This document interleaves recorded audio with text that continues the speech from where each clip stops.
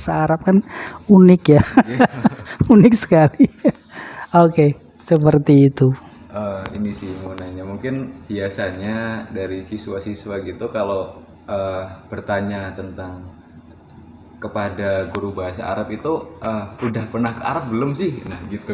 Ya, semua dosen bahasa Arab di sini sudah pernah ke Arab Saudi. Saya bukan di Arab tapi di Sudan. Sudan itu bahasa resminya adalah bahasa Arab. Ustadz Miftah S2-nya malah di Sudan.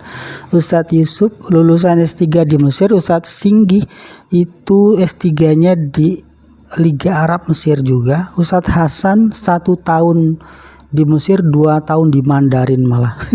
Jadi semuanya sudah pernah nyicipin di Arab Saudi. Jadi kalau kalian tanya ke semua dosennya apa bentuk ontanya, tahu persis. Apa ya, tahu lah. Seperti Ustadz Mukhlisin 2 keluaran Al-Azhar. Keluaran Al-Azhar begitu. Oke. Mungkin menarik juga bertanya tentang ini sih Pak, apa ya, pandangan Bapak terkait organisasi Islam mungkin ya di sekitar UNES inilah. Kan mungkin lebih ke ekstra gitu ataupun ada yang dari Rofi sendiri gitu. Iya. Tuh pandangannya Bapak gimana tuh? Begini, di UNES ini banyak sekali organisasi di luar kampus. Maksudnya masih dalam lingkungan kampus, rohi segala macam yang berkembang.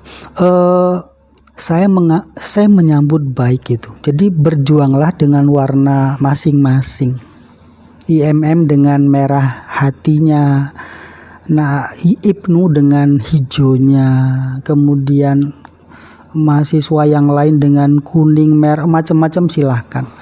Yang jelas jangan saling menjelekkan, karena itu tidak baik. Jadi Allah sendiri menyatakan bersatulah wala tafarroku wa'tasimu bihablillahi jami'a wala tafarroku. Kan seperti itu. Jadi apapun warna perjuangan kita harus mengapresiasi diri kita dan teman-teman yang berjuang bersama walaupun beda warna.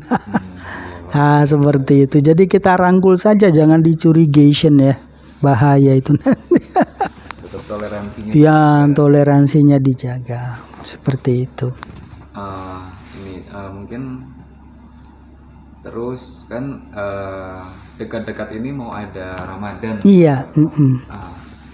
Biasanya di perkuliahan itu jamnya dikurangin. Nah, mungkin dari pendapat dosen sendiri di kuliah di Ramadan itu bagaimana sih Pak?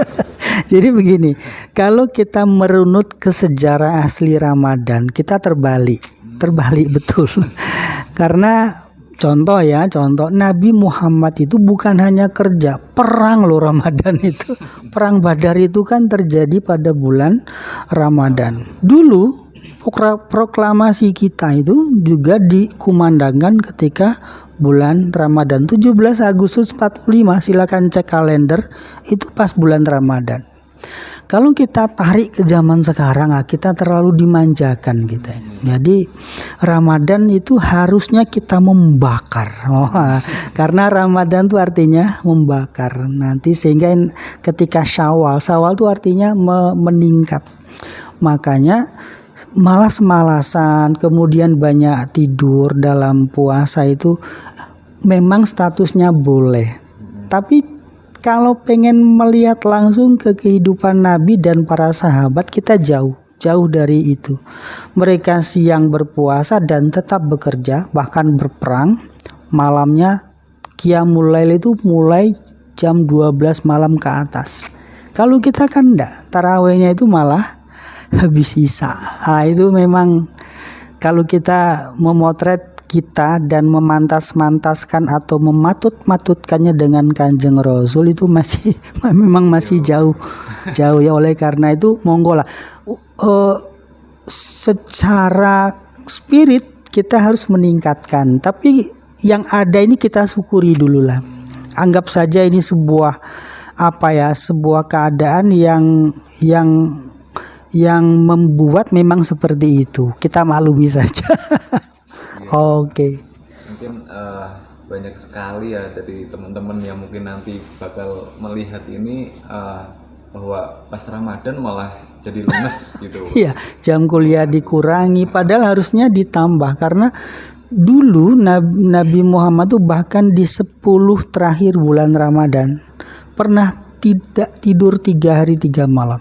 Iktikaf di masjid. Masya Allah. Kanjeng Rasul Jadi kita. tambah semangat malah. Harusnya tambah semangat. Ramadan tuh bukan untuk bermalas-malasan, enggak. Saya mohon maaf, saya merasakan sendiri ketika kita dalam keadaan kosong, Allah menghidupkan rohani kita. Kita menjadi lebih kencang, pikirannya lebih jernih, lebih gampang menangkap sinyal-sinyal ilahiyah. Justru ketika perut kita kosong. Makanya ada lagu dari kelompok Bimbo ya, lapar mengajarmu rendah hati selalu. Itu maksudnya. Orang yang tidak pernah merendahkan hati kemungkinan dia jarang lapar atau bahkan tidak pernah lapar. Nah, jadi makanya melaparkan diri pada bulan Ramadan itu bukan hanya latihan diet itu enggak, tapi berusaha menangkap sinyal ilahi yang dikirimkan. Itu modelnya. Ya, makanya diharapkan di akhir Ramadan itu ada Lailatul Qadar namanya. Ketika ruhani kita sudah siap menerima jackpot itu, pahala yang luar biasa. Nah, disitulah terjadi Lailatul Qadar. Seperti itu. Mungkin pertanyaan terakhir Ya. terkait ini sih. Ya. Bekal ataupun wejangan buat mahasiswa gitu seharusnya di era yang seperti ini gimana sih, terlebih lagi kita juga akan menghadapi ataupun menjumpai Ramadan ini gitu. Wah, ini bagi kaum muda ya. Oleh Nabi kaum muda itu adalah subhanul yaum rijalul ghad. Pemuda kita pada hari itu masa depannya itu dilihat hari ini. Jadi Indonesia 50 tahun ke depan itu adalah kalian hari ini, itu maksudnya itu. Subhanul yaum rijalul ghad. Nah, bagi kaum muda manfaatkan Ramadan ini dengan semaksimal mungkin. Waktu muda inilah kita berusaha untuk 100% memuncakkan ruhani kita untuk menangkap sinyal-sinyal ilahiyah tadi. Makanya nyuwun sewu ada hadis yang menyatakan pemuda kalau sudah hatinya itu tergantung di masjid ya. Jadi rojulun muta'allaqun fil alladzina qulubuhum muta'allaqun fil masajid, yang hatinya tergantung ke masjid itu pasti masuk surga. Tapi Nabi tidak menjamin orang tua loh, karena orang tua memang harusnya ke masjid. Tapi kan kaum muda tidak.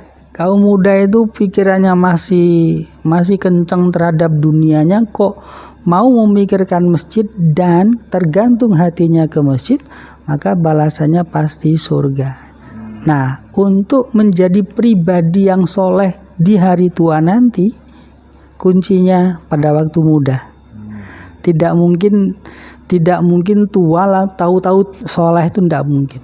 Pasti diukur dari masa mudanya. Makanya kita dilarang terjerumus ke arah kemaksiatan itu, karena nantinya kita akan